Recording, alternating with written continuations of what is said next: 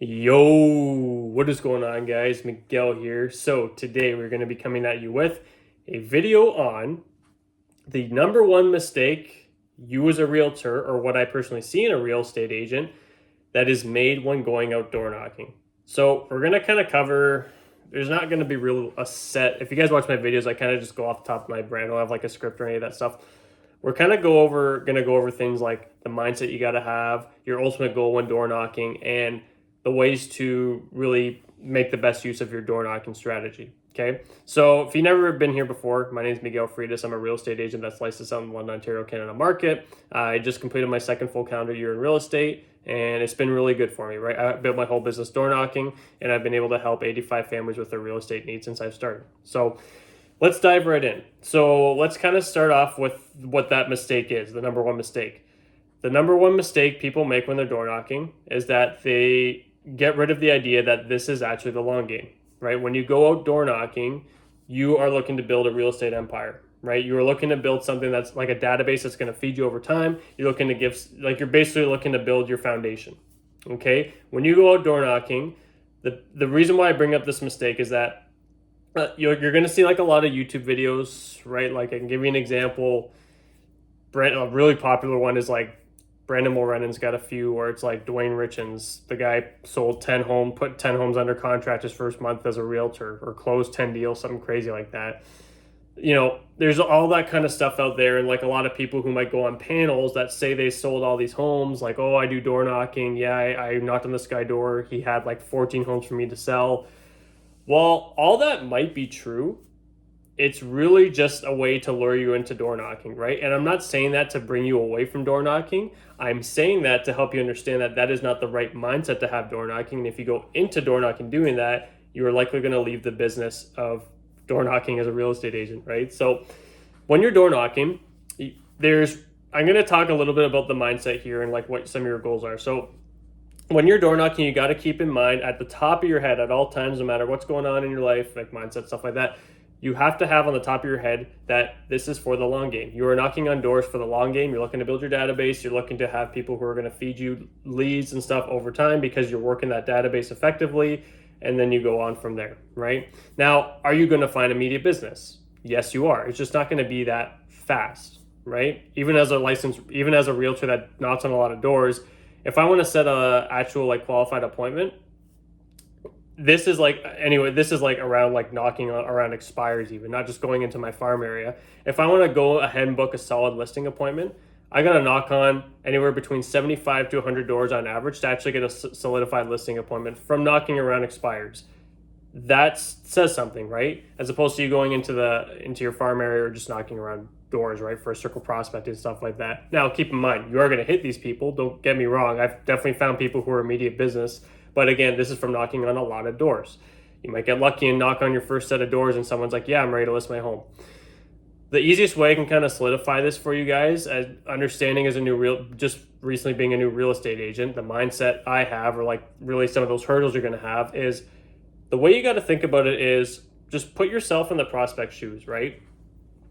How likely is it that if someone knocked on my door right now, right? So a real estate agent just came, knocked on my door, and was like, hey, do you have any plans to buy, sell, invest?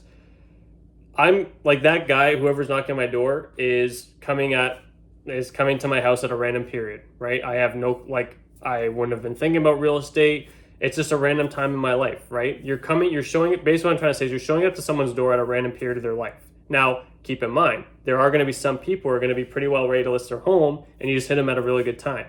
There are some people who may have been expired and they're like, yeah, you know what? And you can get them back on board with doing so. But at the end of the day, especially in a market like today, you are not going to convince someone to list their home simply through like price point, stuff like that. Your goal is to identify a motivation, right? So if this person has a strong motivation and you've gotten that by asking questions, then yes, you might be able to shorten their time frame to the point where they may actually be ready to meet with you, right? But again, the average prospect you're going to knock on is going to need to be added to your database if they're going to actually have real estate plans. Now, here's the other side of it.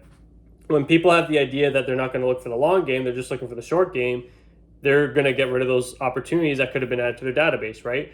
I can't even tell you how many people just reach out to me. Like if I'm going by, so basically when I do my business plan, I plan every month at least 12 deals a year that come from my database from people who just receive emails from me. And these are people I'm at door knocking. So when I do my business planning, I'm always assuming that at least one person is going to reach out just from my emails, because I know I have a good follow-up system, right? I provide good value for my database. I know that out of those 650 people that I've met door knocking that are in my database, one person is going to reach out every single month at a minimum, and that's going to feed me at least 12 deals for the year. That piece is so important, because when you go door knocking and then you get someone who says, I'm not really interested, or you know what, yeah, like you have a good conversation and you're just like, yeah, but this guy doesn't have any, you're thinking in your head, oh, I want 6 months or less because you're in need of a paycheck.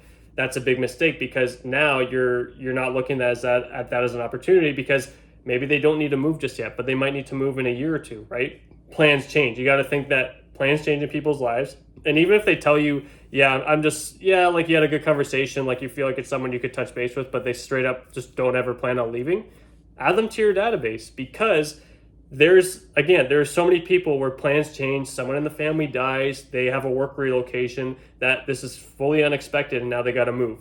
And guess what? When that does happen and now they have to start asking questions, who are they going to reach out to?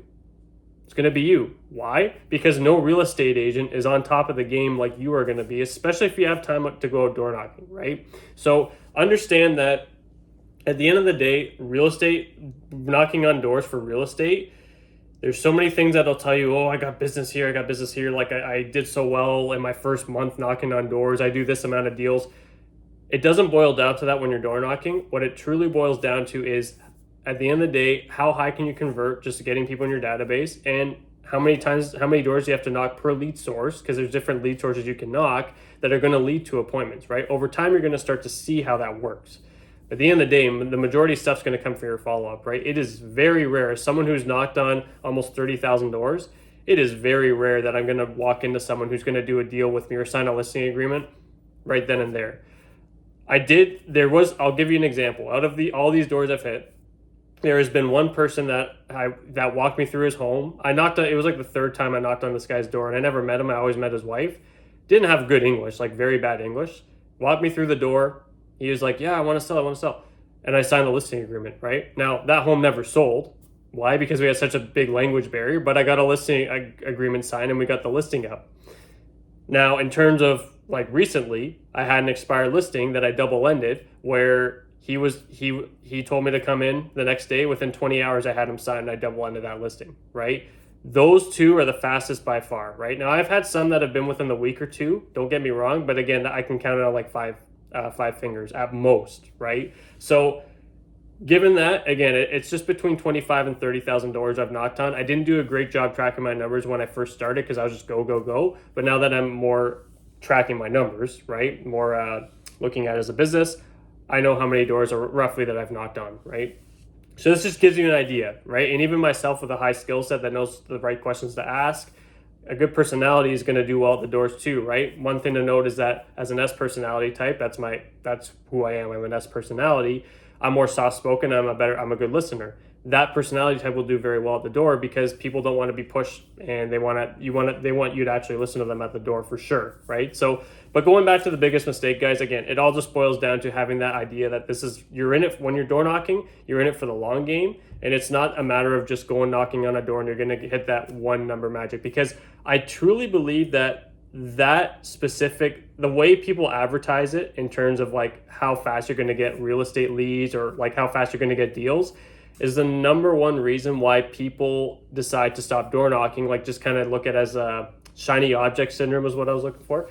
They look at it as a shiny object because they try it and they're like, oh, this isn't good, because the results aren't working for them. And that's the number one thing that is stopping people from door knocking, because they just don't understand that this is for the long game. Now, if you do look at it as a long game, you're going to do very, very well.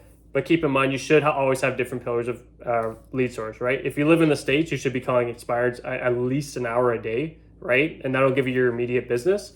But at the same time, knock on doors to build your business. When you knock on doors, you're building an empire. And these people that are in my database now, they get my Monday market minutes that I spend an hour to two typing out every single week. They see a ton of value in that. And they also get a monthly neighborhood update on their specific area, right? And then they're also going to hear from me on a quarterly basis if they don't have a justified time frame. Now, of course, if they're closer, they're going to hear from me more frequently, but keep in mind, all this, one common theme, it's follow-up, right? So again, guys, if I can summarize this whole video, we're at 10 minutes, right?